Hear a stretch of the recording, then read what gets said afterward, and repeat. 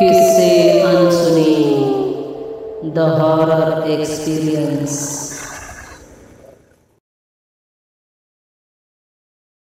रात्रीचे 10 वाजले होते। नीरज आपली लॅपटॉपची बॅग सावरत घाईतच कॅबिनमध्ये शिरला। एवढ्यात शुभम हसतच त्याला सामोरा आला आणि म्हणाला, वेलकम नीरज, आलास का?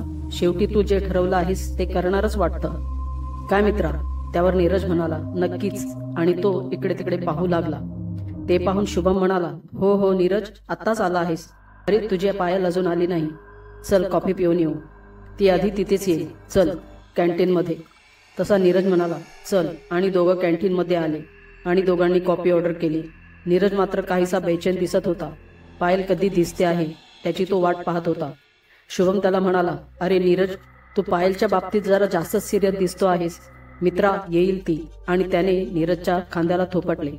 तसा नीरज हसला आणि म्हणाला, शुभम, तू त्या निखिलबद्दल काही बोलत होतास की त्याचा आणि पायलचा वाद झाला होता आणि नंतरच पायल अशी वागू लागली, असं काहीतरी म्हणाला होतास। तसा शुभम म्हणाला, अरे हो, म्हणालो होतो, पण तिच्या अशा वागण्यामागे निखिलचा काय संबंध? तिच्या अपघातामुळे ती अशी वागत असावी। तिच्या डोक्याला त्यावेळी खूप मार लागला होता, म्हणून कदाचित अशी वागू लागली असावी। पटकन नीरज म्हणाला, पण मग त्या दिवशी मार्केटमध्ये तर ती नॉर्मल वागली माझ्यासोबत। आणि त्या रात्री सिक्युरिटी टेबल जवळ आलेला अनुभव आणि प्रसंग काहीतरी वेगळा संकेत देत आहे मला। तसा शुभम म्हणाला, नेमकं काय म्हणायचं आहे तुला नीरज?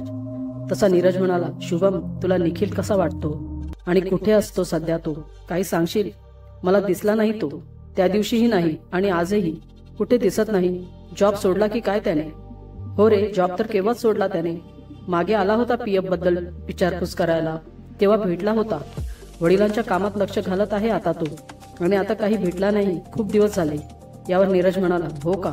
तुला आठवते का शुभम, आपल्यासोबत तो नेहमी अघोरी विद्या या विषयावर बोलत असे। त्याचे वडील बघत आहेत ना? खूप बोलत असायचा, जारण मारण, वशीकरण याबद्दल। मुडदे उठवतात म्हणे त्याचे वडील, अघोरपंथातील आहेत ना, असं काहीतरी सांगायचा। पण आपण त्याची नेहमी मस्करी करायचो आणि त्याला अघोरी म्हणून हाक मारायचो, आठवत आहे का तुला?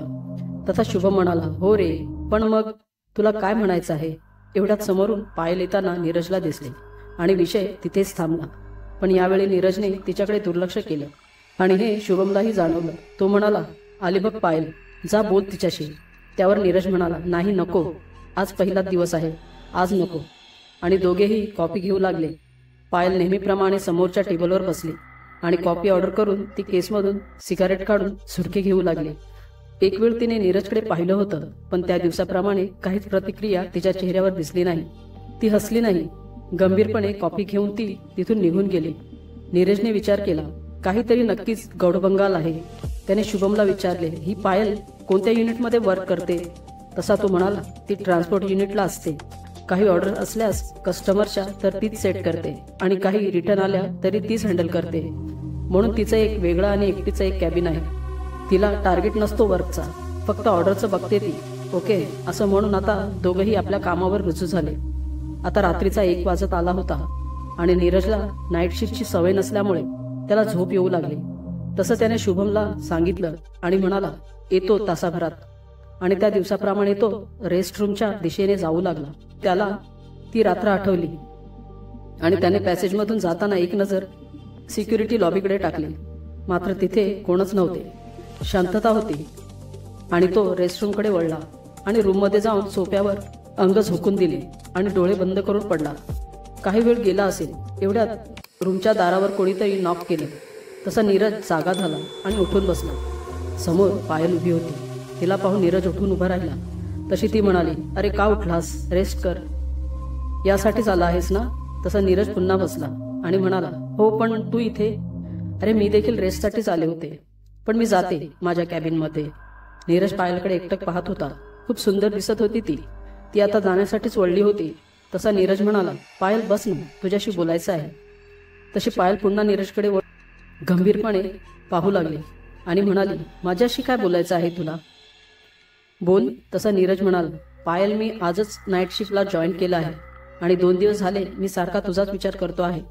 मी तुला त्या दिवशी कॅन्टीनमध्ये पाहिलं, तू खूपच टेन्शनमध्ये दिसत होतीस आणि शुभम म्हणत होता, तू नेहमी शांत शांतच असतेस, तुझी इच्छा असेल तरच तू कोणाशी तरी बोलतेस। तो म्हणत होता, तू आधी अशी नव्हतीस, खूप बोलकी होतीस, मग तू अशी गंभीर आणि टेन्शनमध्ये का दिसतेस? त्या दिवशी मार्केटमध्ये भेटलीस तेव्हा तू वेगळे वाटलेस मला, मग ऑफिसमध्ये अशी का राहतेस? नीरजच्या बोलणं ऐकून पायलचा चेहराच बदलला. ती काहीशी विचित्र चेहरा करीत काहीशी रागातच ती म्हणाली, अरे 2 दिवस झाले तुला आणि एवढ्या चौकशात आधी तुला कामासाठी आला आहेस ना, मग कामच कर, बाकी काही करू नकोस. आणि पायल पासून जरा दूरच राहा, समजलं ना? नाहीतर गाठ माझ्याशी आहे, लक्षात असू दे. येतो मी. नीरज तर हे ऐकून गारच पडला, कारण पायल चक्क पुरुषी आवाजात बोलत होती आणि तडक निघूनही गेली होती. नीरज पटकन पुन्हा कॅबिन मध्ये आला. तो काहीसा घाबरलेला दिसत होता. हे पाहून शुभम म्हणाला, काय रे, लगेच आलास? अरे रेस्टरूम मध्ये गेला होतास ना? त्यावर नीरजने शुभमला सर्व सांगितलं. पायल आली होती रूम मध्ये आणि ती कशी वागली ते ऐकून शुभमही भयचकित नजरेने पाहू लागला आणि म्हणाला, हे काय बोलतो आहेस नीरज? तसा नीरज म्हणाला, मी खरे बोलतो आहे शुभम, तू माझ्यावर विश्वास का नाही ठेवत? तसा शुभम म्हणाला, अरे डोळ्यांनी पाहिल्याशिवाय आणि कानाने ऐकल्याशिवाय कसा विश्वास करू मी? तू 2-3 दिवस झाले हेच बरळतो आहेस. तुला काय म्हणायचे आहे? पायलमध्ये भूतभीत आहे का? तसा नीरज म्हणाला, कदाचित हे खरं आहे. पायलमध्ये नक्कीच प्रेतात्मा आहे. त्या रात्री सिक्युरिटी कॅबिनच्या इथे मी तिचा चेहरा पाहिला होता. खूपच भयानक होता आणि आज ती ज्या प्रकारे बोलून गेली त्यात पुरुषी बोलण्याचा भास झाला मला. नक्कीच काहीतरी आहे. मी याचा शोध घेतल्याशिवाय राहणार नाही. शुभम, माझी मदत कर. मला त्या निखिलला भेटायचं आहे. कुठे भेटेल मला तो? त्याचे वडील बघत आहेत ना? मी पायलबद्दल त्यांना विचारावं असं म्हणतोय. तसा शुभम म्हणाला, ठीक आहे, माझ्याकडे त्याचा मोबाईल नंबर आहे, तुला देतो, तू बोलून घे आणि बघ काय करायचं ते. आणि शुभमने त्याला निखिलचा नंबर दिला. आता नीरज ऑफिसमधून घरी आला होता आणि फ्रेश होऊन त्याने निखिलला फोन लावला. रिंग वाजत होती. थोड्या वेळाने समोरून फोन उचलला गेला. हॅलो, कोण? नीरज म्हणाला, मी नीरज कुलकर्णी बोलतोय. तसं समोरून क्षणभर काहीच आवाज येत नव्हता. जणू कोणी नीरज हे नाव आठवण्याचा प्रयत्न करीत असावा. आणि एकदम समोरून आवाज आला, नीरज, नीरज कुलकर्णी, म्हणजे तू निर्जा बोलतो आहेस का? तसा नीरज म्हणाला, हो रे, तू कोण? तसा समोरून प्रतिसाद आला, अरे नीरज, मी निखिल बोलतो आहे. अरे खूप दिवसांनी आठवण आली तुला माझी. माझा नंबर तुझ्याकडे कसा आला? तसा नीरज म्हणाला, अरे शुभमने दिला. तसा निखिल म्हणाला, असं होय, बोल मित्रा, कसा आहेस? ठीक आहेस ना? तसा नीरज म्हणाला, माझं जरा वैयक्तिक काम आहे रे. तुझे बाबा बघत आहेत ना, मला त्यांना भेटायचं होतं. तसा निखिल म्हणाला, का रे, काय झालं? काही अडचण आली आहे का मार्गात? पण तुमचा तर विश्वास नाही ना माझ्यावर, म्हणूनच तर मला तू आणि शुभम चिडवत असायचा, ये अघोऱ्या म्हणून. आणि आज माझीच गरज पडली ना. असो, ये उद्या, मी पाठवतो माझा ॲड्रेस. आणि त्याने मेसेज करून पत्ता पाठवला. तसं दुसऱ्या दिवशी नीरज त्या पत्त्यावर पोहोचला. घर साधं कौलारू होतं. बाहेर अंगण म्हणून मोकळी जागाही होती. आजूबाजूला छान वनराई लगडलेली होती. या शहरात पण असं गावाप्रमाणे घर असू शकतं का, असा विचार नीरजच्या मनात येऊन गेला. आणि त्याने दारासमोर उभं राहून आवाज दिला, कोणी आहे का घरात?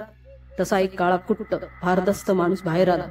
मोठाळे गरगरीत डोळे, जाड मिशा, कपाळाला कसलाचा भस्म फासला होता. नीरजला वरखाली पाहून करड्या आवाजात म्हणाला, कोण रे तू आणि काय काम आहे? हातच सांग. तसा नीरज म्हणाला, मी निखिलचा मित्र नीरज आहे, मी फोन केला होता. एवढ्यात नीरजही धुपाचं भांडं घेऊन बाहेर आला. नीरजला पाहताच तो म्हणाला, अरे नीरज, ये ये. आणि तो म्हणाला, बाबा, हा नीरज आहे, माझा मित्र, मी काल म्हणालो होतो ना, तो हाच. ते निखिलचे वडील होते. तर नीरजने हात जोडून नमस्कार केला आणि दोघांसोबत घरात प्रवेश केला. घरात दोघांधुपाचा दर्प दरवळत होता. त्याने आतील वातावरण काहीसं उग्र जाणवत होतं. शेजारीच काही पूजेची मांडणी केली गेली होती, ज्यामध्ये एक मानवी कवटी आणि काही हाडांचे अवशेष, त्यावर गुलाल माखला गेला होता. शेजारीच मातीच्या पणत्या पेटत होत्या, जणू काही विशेष पूजा सुरू असावी. निखिलचे वडील जाऊन समोरच्या असलेल्या गादीवर बसले. त्यांनी एक उग्र गंभीर कटाक्ष नीरजवर टाकला. नीरज काहीसा घाबरलेला दिसत होता. आता निखिलही शेजारच्या अंथरलेल्या सतरंजीवर येऊन बसला आणि पुन्हा एक करडा आवाज नीरजच्या कानावर पडला, बस समोर, काय काम आहे तुझं, सांग. तसा नीरज बोलू लागला, बाबा, मी माझ्यासाठी नाही आलो, माझ्या एका मैत्रिणीच्या विषयी घेऊन आलो आहे. तसा बाबा ओरडला, अरे मग ती का नाही आली? आवाजात जरब होती. तसा नीरज काहीसा दचकला आणि म्हणाला, बाबा, तिची मनस्थिती ठीक नाही. आणि ती, अरे आणि काय करतोस? जे आहे ते नीट सांग. नीरज म्हणाला, ती माझ्यासोबत नाही येऊ शकत आणि सध्या तरी मी तिला नाही आणू शकत, पण योग आला तर नक्कीच आणेन. असं तर पुरं नाव सांग तिचं, कुठं राहते? तसा नीरज निखिलकडे पाहत पाहतच म्हणाला, तिचं नाव पायल माळी आहे. आणि खार्टन रोड येथे गुलमोहर अपार्टमेंटमध्ये राहते. पायल माळी हे नाव ऐकताच निखिलच्या चेहऱ्यावर एक पुसटशी, भीतीची आणि रागाची लहर दिसून आली नीरजला. तो निखिलकडे पाहतच होता. बाबा आपले गरगरीत डोळे बंद करून सर्व ऐकत होते आणि मध्येच ओरडले, खोली नंबर 9 आहे नवा? तसा नीरज चमकला आणि म्हणाला, हो, पण तुम्हाला कसं माहीत? तसा बाबा म्हणाला, अरे अघोरबाधा सोडली आहे तिच्यावर, सैतान वश करून बसलाय तिला. नीरज पुरता घाबरून गेला आणि त्याने विचारलं, कोणी सोडली ही बाधा तिच्यावर? तसा बाबा आपल्या माथ्यावर जोर देत म्हणाला, बघतोय पर दिसेना बघ पोरा, माझ्या तोडीचा अघोरी दिसतोय. गुप्त बंधन टाकलं आहे बंद्यानं. त्या पोरीच्या काही वस्तू गाडल्या बघ मसनवाटात नेऊन. आणि बाबाने डोळे उघडले. नीरज म्हणाला, यावर उपाय काय? हाय उपाय हाय, पर ती पोर हत याया हवी. आण तिला हत करतो म्या मोकळे, जा आता. आणि बाबाने गुलालाची एक मूठ समोर ठेवलेल्या मानवी कवठीवर फेकले आणि गादीवरून उठला. नीरज बाहेर आला. मागून निखिलही आला. निखिल काहीचा चिडतच म्हणाला, तू दुसऱ्यांच्या फंदात का पडत आहेस? सोड विचार त्या मुलीचा. ती मुलगी चांगली नाही, तिला बोलण्याची पद्धत नाही, खूपच घमंड आहे त्या पोरीला.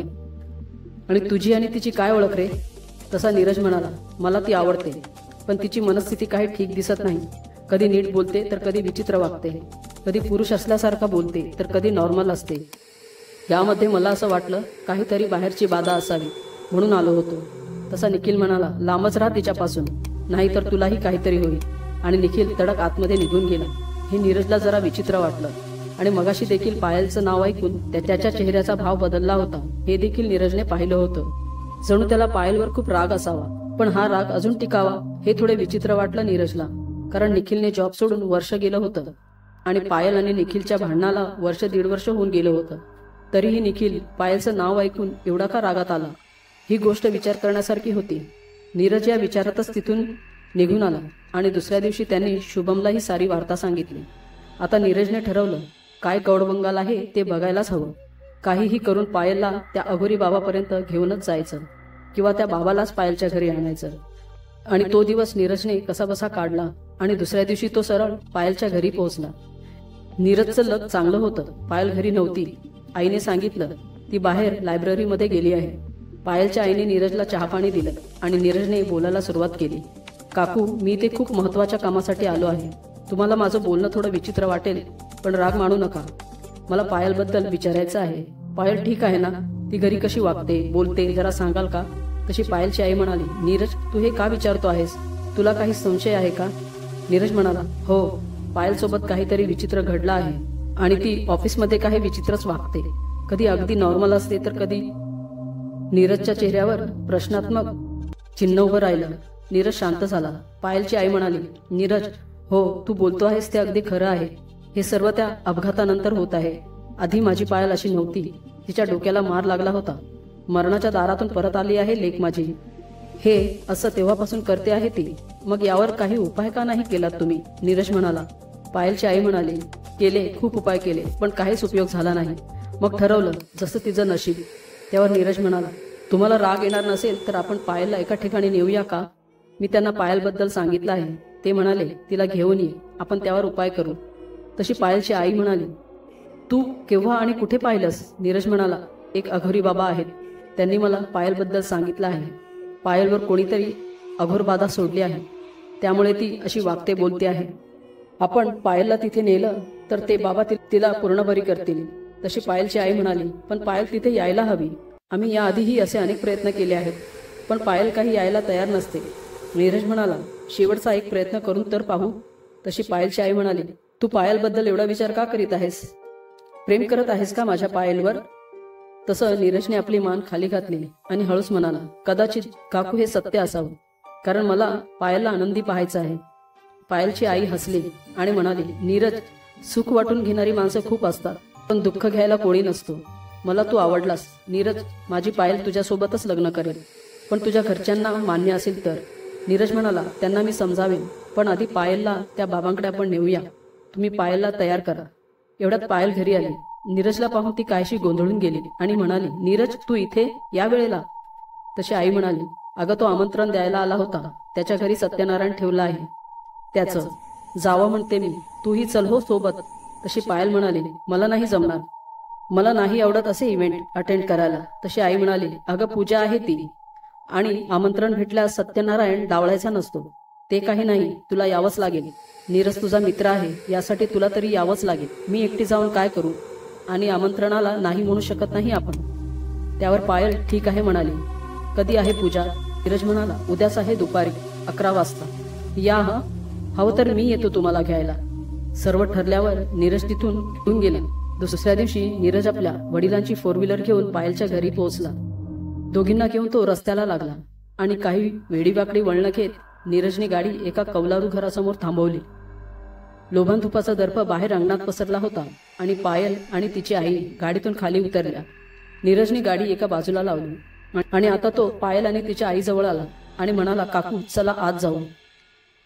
मात्र पायल एका जागी स्तब्ध उभी राहिली आणि पायलच्या चेहऱ्याचे भाव बदलू लागले. काहीसा राग पायलच्या चेहऱ्यावर दिसू लागला. पायलचा चेहरा रागाने लालबुंद झाला आणि ती म्हणाली, मला फसवता का? नाही येणार मी आत. पायलचा आवाज काहीसा पुरशी झाला होता. आपले डोळे मोठे करत ती म्हणाली, पुन्हा मला इथे सांगितलं तुम्ही? 1 वर्षापूर्वी इथूनच गेलो होतो मी, आणि पुन्हा इथे सांगितलं मला बंधनात नाही राहायचं. आता कुठे मी मोकळा श्वास घेतला होता, पुन्हा मला त्या अघोरीच्या बंधनात नाही राहायचं. नाही येणार मी. आणि पायल तिथून पळण्याचा प्रयत्न करू लागली. नीरज पायल मागे धावला आणि तिला पूर्ण ताकदीनिशी त्या कौलारू झोपडीत घेऊन जाऊ लागला. पण पायलमध्ये एवढी ताकद कुठून आली होती कुणास ठाऊक. तिने नीरजला एका लाथेसरशी दूर फेकलं आणि ती पुन्हा पळण्याचा प्रयत्न करू लागली. एवढ्यात एक भारदस्त करडा आवाज झोपडीच्या दारात ऐकू आला. थांब थांब, इथवर आला आहेस? अग्नाची वेस पार करू नको, चल मागे फिर. मी तात्या अघोरी बोलतो आहे. आणि मुठभर गुलाल पायलच्या दिशेने फेकला गेला. पायल जागेवरच थांबली, जणू की कोणी तिला धरून ठेवलं असावं. पायल मंत्रबंधनात अडकली आणि नीरजने तिला त्याच अवस्थेत आत आणलं. अघोरी बाबा आपल्या गादीवर बसले. समोर पायलला बसवण्यात आले. काहीसे मंत्र बोलून अघोरी बाबाने पायलच्या कपाळाला लावले आणि विचारलं, कोण तू? कोणी पाठवलं तुला? पायल आता सांगू लागले, मी वैभव आहे. मला हिच्याकडे पाठवण्यात आलं. अघोरी बाबा गरजला, कोणी पाठवलं? नाव सांग. मात्र पायल या प्रश्नावर काहीच बोलत नव्हती. अघोरी पुन्हा गरजला, नाव सांग, नाही तर बाटलीत बंद करून टाकेन तुला. पुन्हा कुठल्याच कामाचा राहणार नाहीस, की काही आहोतीही मिळणार नाही. पडून राहशील बाटलीत, भुका उपाशी. बोल. तसे पायल म्हणाली, नको नको अघोरी, असं करू नकोस. सांगतो मी. मला निखिल नावाच्या माणसाने हिच्यावर सोडलं आहे, हिला त्रास देण्यासाठी आणि हिचा जीव घेण्यासाठी. निखिल हे नाव ऐकताच अघोरी बाबा ताडकन गादीवरून उठला आणि निखिलला जोर जोरात हाका मारू लागला. निखिल, ए निखिल, ए सुकाळीच्या इकडे ये. तसा निखिल मान खाली घालून अघोरी समोर उभा राहिला. तसा अघोरी म्हणाला, पहिल्या दिवशी हा पोरगा जेव्हा आला आणि मला विषय सांगितला, तेव्हाच मला जाणवलं होतं तिच्यावर कोणी काय केलं आहे ते.